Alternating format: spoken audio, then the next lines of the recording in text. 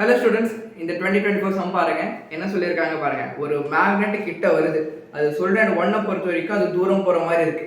அதுவே சொல்றேன் 2க்கு அது கிட்ட வர மாதிரி இருக்கு. அப்படி இருந்ததுன்னா இன்டியூஸ் கரண்ட் டைரக்ஷன் கேட்டிருக்காங்க. According to lens law induce current எப்பவுமே சேஞ்ச் அப்போஸ் பண்ற மாதிரி தான் ஃப்ளோ ஆகும். அப்ப இங்க சேஞ்ச் எப்படி இருக்குன்னு பார்த்தலாமா? ஃபர்ஸ்ட் சொல்றேன் 1 பாருங்க. சொல்றேன் 1க்கு மேக்னெட் தூரம் போயிட்டே இருக்கு. அப்போ அது ஒரு சேஞ்ச் தான். அதை அவங்க அப்போஸ் பண்ணணும். அப்போ தூரம் போறவங்கள கிட்ட வான்னு சொல்லணும். அப்ப என்ன ஆகும் நமக்கு? இங்க நார்த் போல் அப்படின்னா இங்க சவுத் போலாவும் இங்க நார்த் போலாவும் இன்டியூஸ் ஆகும். அது சொல்றேன் 2ஓட பாயிண்ட் ஆஃப் வியூல பாத்தீங்க அப்படின்னா அது கிட்ட வருது, கிட்ட வராத தள்ளி போ, கீப் சோஷியல் டிஸ்டன்ஸ் சொல்லணுமா? இப்போ பாத்தீங்க அப்படின்னா இது சவுத் போலாவும் நார்த் போலாவும் இருக்கும்.